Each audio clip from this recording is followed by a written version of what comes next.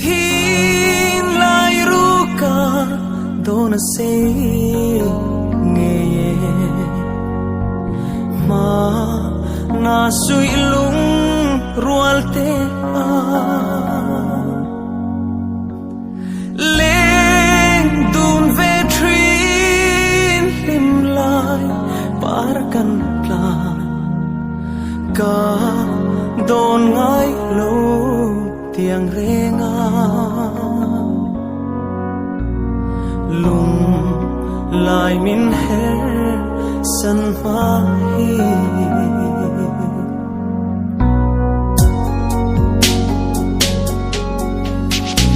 moala nan liam ta e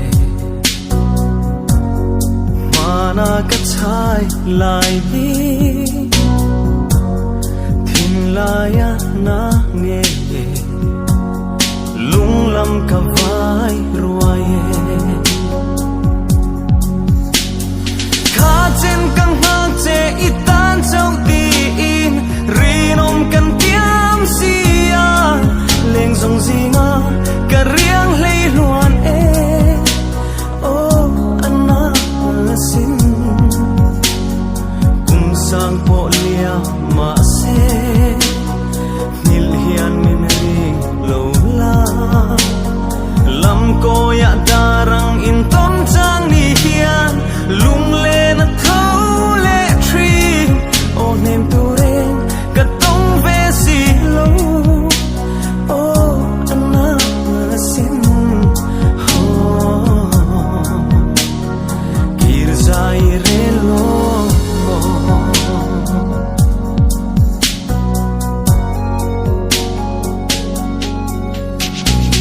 ami zaleng zong te lim te nan nui hiava anianga len kanwa luai thinul ban sai rel na duan ten ni trang ne ma bei lai zong te ngil hian min ring lo la dona se nge katan reng hian e o min la le la run sang ron kai le la khar tum ron son le la nui hiao sak mel moya